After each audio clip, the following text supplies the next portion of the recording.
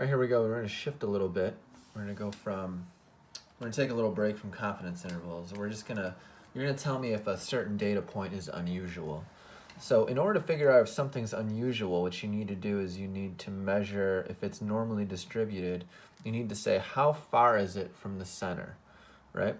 And the way we do that is we normalize it by finding something called a z-score. So for us, z is going to equal our x minus x bar over our standard deviation, right? So basically a z-score is the number of standard deviations away from the center something is, right?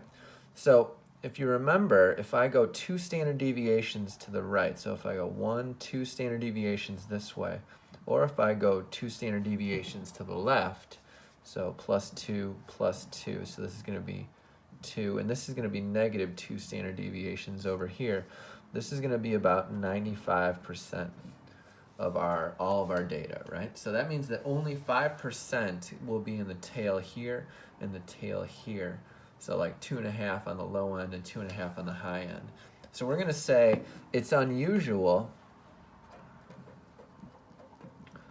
if z is bigger than or equal to 2 standard deviations, and or z is less than or equal to -2. So that means if I get a z over here somewhere that's like 3.2 standard deviations away, that would be unusual. If I got a z that was right here that was like 0.3 standard deviations away, that wouldn't be too unusual because it's within the 2.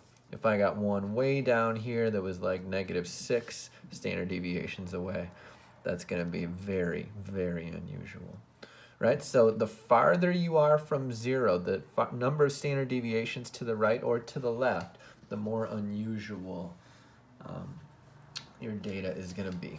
Okay, so let's just do a couple of these real quick. Assuming the number of people wearing masks in a grocery store is normally distributed, great, with a mean of 24 and a standard deviation of 4. So the toughest part about this is knowing what your standard deviation is. So the standard deviation for this, because we're just talking about one, not a group, we're not doing a sample or anything, we just have 24 people are the average. We know that the 4 is the standard deviation. We want to figure out if 15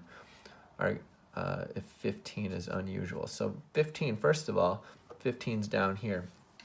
15 is going to have a negative z-score, and I know that because it's below the mean. So if I want to find the z-score here, I'm going to go z equals x, which is just my data point, right? So it's going to be 15 minus x bar, 24, over the standard deviation, 4.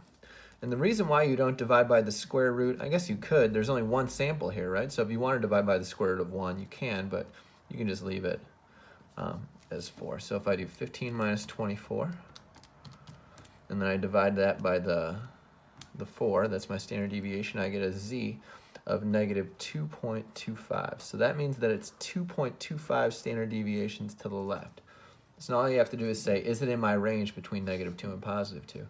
So because z is smaller than or equal to -2, this is unusual. So 15 is unusual, right? Because it's outside my little margin. Very good. All right, the next one, very similar, but I think it's taking us 24 minutes to get to work. We have a standard deviation of 4.8 minutes, and then our last trip just took us 32 minutes. So again, it told me it was normally distributed, so I know I can use my normal curve here. That's a pretty terrible normal curve, but you get the gist. So 24 will go in the middle. The standard deviation here will be 4.8. And then if you want to, divide by the square root of 1, because we only have 1 in our sample, right? And then we're trying to figure out 32. Is 32 far from the mean? So 32. Is this thing far from 24? So without knowing our standard deviation, we don't really know anything, but we do know our standard deviation. So it's going to be z equals 32, which is my point, minus the center. Notice this is going to give us a positive number, which is good because it's above the mean, divided by 4.8. So if I do 32 minus 24 divided by 4.8, 1.66. So I get a z of 1.66 repeating. So this is not unusual because z is not greater than 2, so therefore it's not unusual. Right? Our z, the number of standard deviations, is below 2 and it's above -2, obviously, so that's going to tell me that this is not unusual. It took me 32 minutes to get to work. That could happen sometimes, right?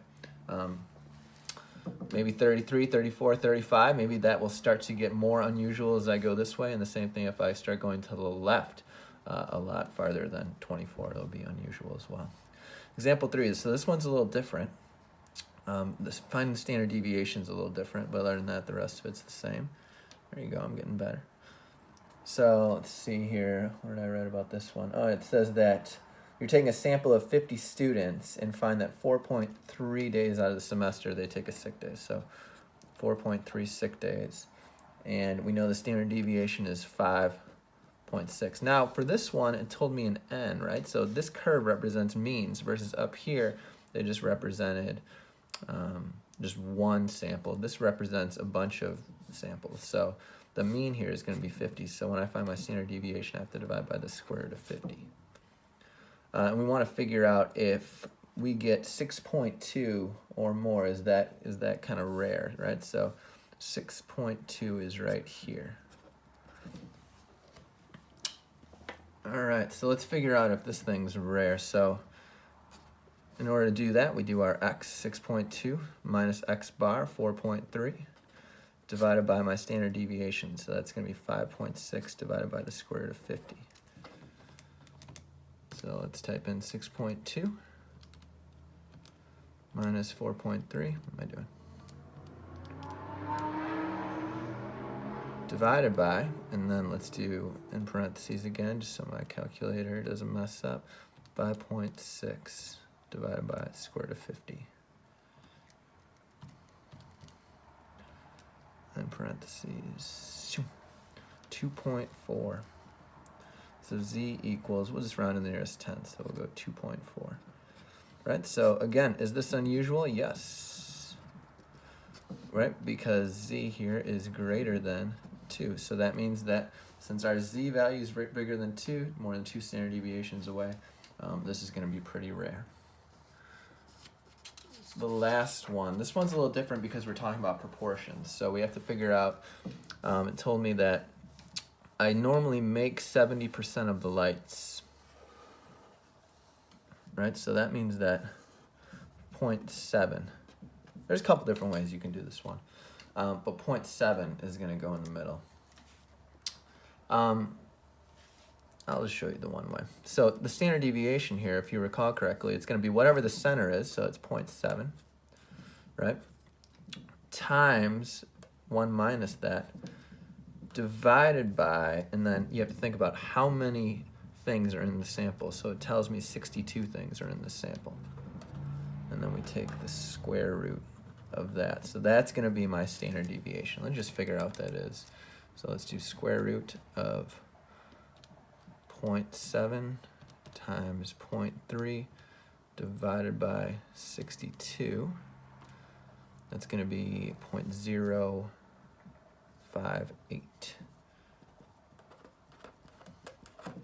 And we want to figure out, is 43 over 62 unusual? So we have to figure out what that is. So if I take that and I divide it, 43 divided by 62, I get 0.69. So that's actually really close. 0.69, we'll call it 694, right? So first of all, we should get a negative z score. And I'm kind of thinking, because it's really, really close and the standard deviation is about 5%, I'm kind of thinking that this isn't very unusual, but let's figure it out just to make sure. So we got z equals our 0.694 minus the center divided by my standard deviation, 0.058. So let's do that real quick. 0.69 minus 0.7 divided by, and if you want to, you can store that stuff into the calculator, but you just want to be as precise as possible.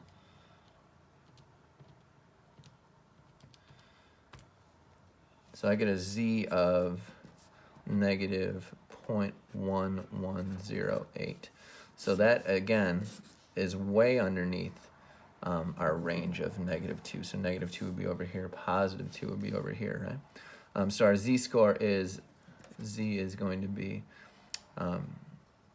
bigger than -2, therefore it's not unusual. Right, so these numbers here, they're going to be your percentages, right? This number here is not a percentage. It's this number of standard deviations away from the center you are, right? And if that number of standard deviations is higher than 2 or less than -2, it's rare. Otherwise, not rare at all. All right, cool. Let me know if you have any questions. Peace.